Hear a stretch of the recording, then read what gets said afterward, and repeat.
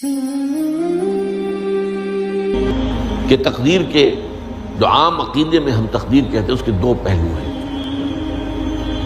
ایک پہلو ہے ما اصاب علی الانسان، جو کچھ انسان پر آتا ہے مصیبت، جیسے ابھی آیت میں نے پڑھی ما اصاب من مصیبت فی الارض ولا فی انفسکم۔ ہم ہر وقت زد میں ہیں، کوئی تکلیف آ گئی، کوئی مصیبت آ گئی، کوئی بیماری آ گئی، کوئی حادثہ ہو گیا، کوئی بچہ فوت ہو گیا، کوئی عزیز جو ہے وہ فوت ہو گیا، یہ ہر وقت حوادث ہے۔ تو جو بھی کچھ پیش آتا ہے وہ علم خداوندی میں ہمیشہ سے تھا۔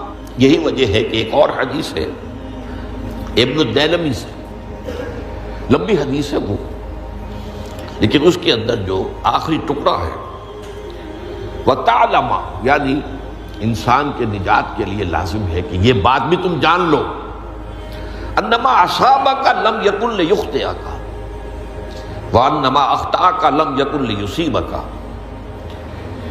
وَلَوْ مِتَّ عَلَىٰ غَيْرِ هَذَا، اگر تم اس کے سوا کسی صورت پر ہوگے تو جہنم میں داخل ہو جاؤ گے، لَدَخَلْتَ النَّارَ۔ یہ جان لو کہ جو چیز تم پر آئی وہ آنی ہی آنی تھی۔ دیکھیے ہوتا کیا ہے، کاش کہ میں اگر یوں کر لیتا تو یہ نہ ہوتا، بس یہی ایمان بالقدر کے منافی ہے۔ جو ہوا ہے وہ اللہ تعالیٰ کے ہاں تو پہلے سے طے تھا، ہونا ہی تھا۔ تمہاری کوئی تدبیر، کاش کہ میں اس وقت یہ کر لیتا، یہ لو، اسی لیے ایک حدیث میں الفاظ آئے ہیں ان کلمۃ اللو تفتح عمل الشیطان، اس لو سے کاش، اس سے شیطانی عمل شروع ہو جاتا ہے۔ کاش کہ یہ ہو جاتا، کاش میں یہ نہ کرتا، کاش کہ ہو جاتا، تو یہ نہیں۔ تعلم انما اصابک لم یکن لیخطئک، تو جان لے اس بات کو کہ جو چیز تم پر آئی ہے وہ ہرگز ٹلنے والی نہیں تھی۔ کوئی تدبیر تم کر لیتے، کوئی کسی وقت کوئی ہیلا کر لیتے، کوئی تم قدم اٹھا لیتے، کچھ بھی کر لیتے، وہ تو آنی ہی آنی تھی۔ وما انما اخطاک، جو چیز تم سے چھوٹ گئی، رہ گئی، نہیں ملی۔ ایک ویکنسی ایڈورٹائز ہوئی تھی، آپ نے بھی درخواست دی تھی، آپ کو نہیں ملی، اب آپ ہو کاش کہ میں نے فلاں سے سفارش کرا لی ہوتی، بس گئے۔ تو جو چیز چھوٹ گئی وہ چھوٹ جانی ہی تھی، اس میں قطعاً جو ہے کوئی شکل، کوئی تدبیر، کوئی سفارش، کسی طرح کا کوئی بھی ہیلا، کوئی جو ہے اس میں کارگر نہیں ہو سکتا تھا۔ لم یکن لیصیبک وَمِتَّ عَلَىٰ غَيْرِ ذَلِكَ، اگر تو اس کے سوا کسی کیفیت پر تیری موت واقع ہوئی، اگر یہ یقین نہیں ہے، یہ ہے تقدیر کا وہ مفہوم کہ جس کا تعلق ہے عَلَىٰ مَا أَصَابَ الْإِنسان، جو انسان کے اوپر وارد ہو رہا ہے، اس کے ضمن میں تقدیر کا مفہوم کیا ہے کہ جو ہوا ہے وہ تو ہونا ہی تھا، اس میں تو کسی شک و شبہ کی گنجائش نہیں، بالکل قطع اللہ تعالیٰ کا فیصلہ ہے۔ البتہ در حقیقت ایک دوسرا پہلو ہے ما یفعل الانسان، وہ جو انسان کرتا ہے۔ یہاں آ کر یہ تقدیر کا مسئلہ بہت ٹیڑھا ہو جاتا ہے۔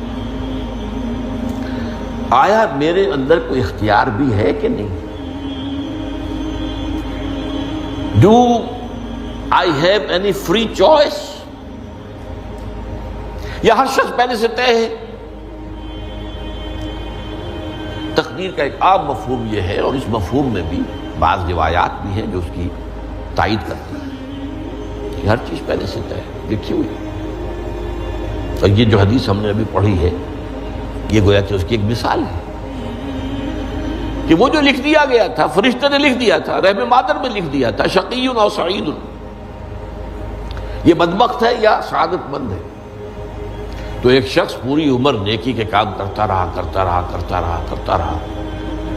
آخری وقت میں آ کر کوئی ایسا حادثہ پیش آ گیا کہ وہ اہل جہنم کے سے کام شروع کر دیا اور جہنمی ہو گیا۔